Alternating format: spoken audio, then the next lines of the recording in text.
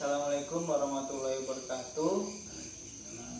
Perkenalkan, saya Gilang Nadali Putra dari program studi manajemen angkatan tahun 2019 dan dari mata kuliah studi kelayakan bisnis B. Di sini saya bersama Bapak Slamet selaku pemilik dari perusahaan jasa angkut di Sampit, Kalimantan Tengah, yakni bernama CP Endesa Putri. Di sini saya akan melakukan wawancara bersama dengan Bapak Slamet terkait dengan analisis studi kelayakan bisnis dari CP Endesa Putri itu sendiri. Jadi untuk pertanyaan wawancara pertama di sini mungkin terkait dengan sejarah daripada perusahaan Endesa Putri. Dan kira-kira bagaimanakah awal pendirian dari perusahaan CP Endesa Putri ini? Awalnya kita memang nggak ada perusahaan, cuma udah bekerja di bidang transportasi. Nah, berhubung sekarang ini diharuskan pakai perusahaan, kita terpaksa harus membuat perusahaan sendiri. Jadi kita membuat perusahaan harus memakai jasa notaris untuk mengurus persyaratan-persyaratan yang lain-lain seperti kayak TDP, kayak SIO, kayak SITU, dan AU. Itu harus lengkap. Baik, kemudian untuk ide dari pendirian CP Endesa Putri ini, idenya dari siapa, terus kenapa sih bisa kepikiran untuk membuka dari jasa angkut di CP Endesa Putri ini? Kalau untuk masalah ide itu memang dari saya sendiri, karena dari dulu memang kita bekerja di bidang transportasi mulai awal.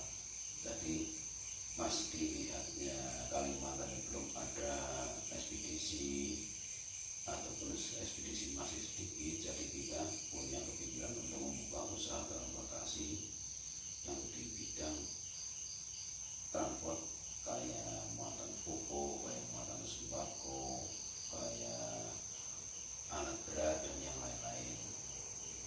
Kemudian lanjut untuk pertanyaan yang selanjutnya.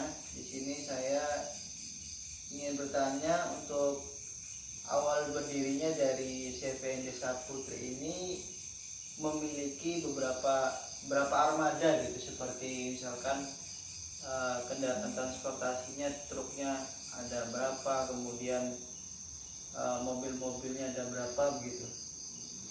Kalau awal pertama kita mulai jalan itu truk ada 2, terus trontonnya ada 2, truk biasa yang kecil itu ada 3, terus ada mobil box 1. Nah, terus dengan berjalan, alhamdulillah berjalan dengan lancar, dan sampai sekarang kita sudah memiliki ada 16 unit. Jadi sekarang berkembang dan bersama sebanyak 16 unit gitu ya. Terus kalau untuk jumlah karyawannya sendiri kira-kira di total itu ada berapa? Kalau untuk karyawan, sopir sama administrasinya itu sekitar ada 19 orang sampai sekarang. Lanjut, di sini saya ingin bertanya tentang kegiatan pengangkutan atau operasional perusahaan ini. Kira-kira yang diangkut sama armada-armadanya itu jenis pengangkutannya seperti apa? Apakah terbatas seperti pertanian saja atau bagaimana gitu komoditasnya? Seperti apa yang diangkut? Kalau barang-barang diangkut, kita semua bisa atasi, kita semua bisa membantu, kayak seperti sembako yang dibuka dalam kota, kayak seperti pupuk, kayak seperti alat berat, kita semua bisa. Banyak alat sudah siap semua. Berarti komoditasnya tidak terbatas, itu cuma satu jenis saja tapi banyak gitu ya? Iya, banyak. Banyak komoditas.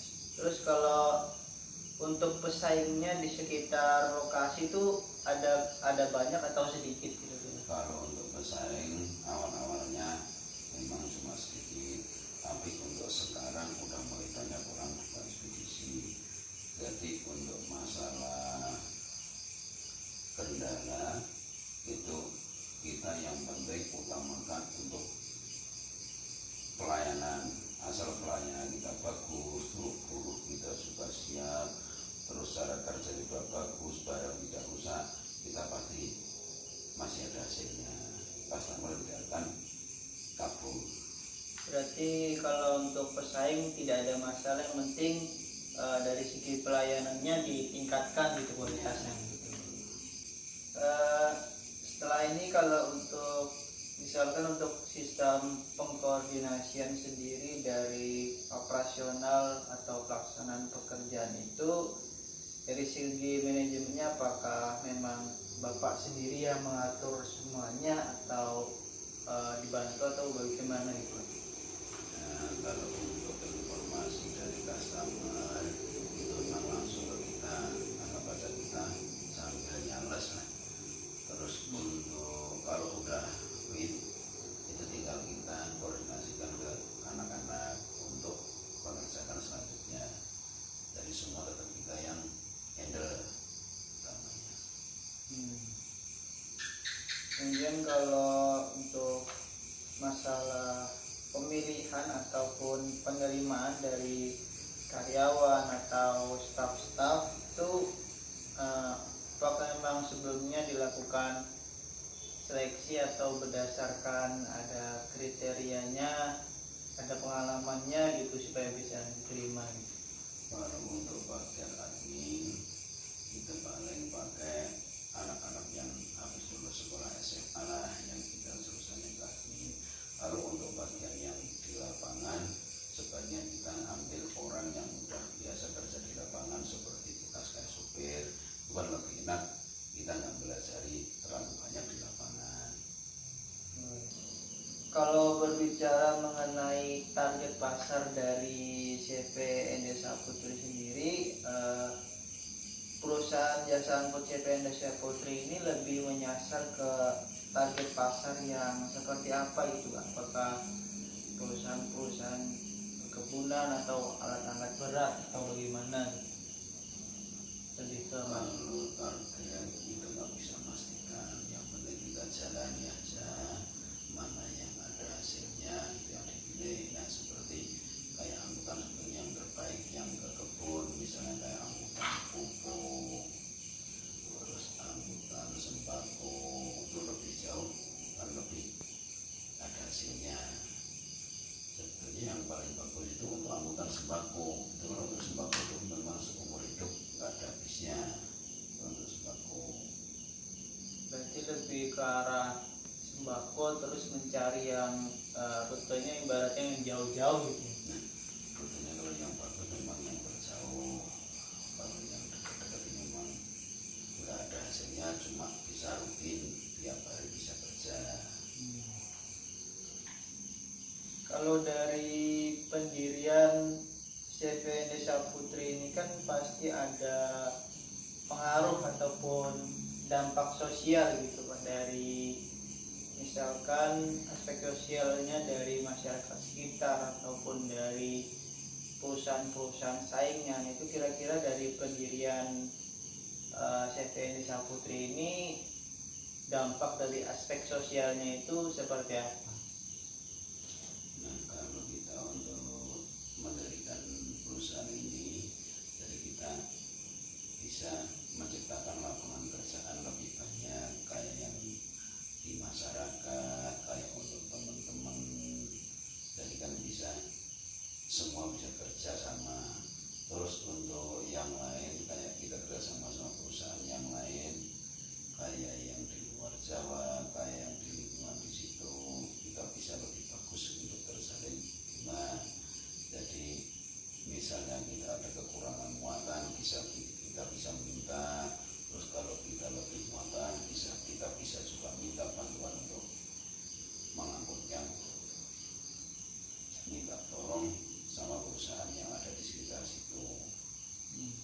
saling bantu antar sesama perusahaan, tidak hanya untuk bersaing aja gitu ya. Iya. Untuk yang terakhir ini mungkin berkaitan dengan aspek hukum dan juga aspek budaya dari pendirian CPND Saputri ini. Apakah memang dari segi aspek budaya ini ada dampaknya gitu terhadap budaya dari masyarakat sekitar, terutama budaya di Kalimantan Tengah, kemudian juga dari aspek hukumnya bagaimana? Kalau untuk pendirian usaha kita ini tidak ada masalah kayak misalnya mengganggu budayaan kayak suku Banjar, suku Dayak, suku yang lain. Di sana kan banyak bermacam-macam suku, jadi malah lebih bagus, lebih rukun, dan malah lebih akrab dengan sesama suku. Kemudian kalau untuk aspek hukumnya bagaimana Pak? Kalau yang apakah berarti sudah legal gitu ya? Kalau masalah hukum sudah legal karena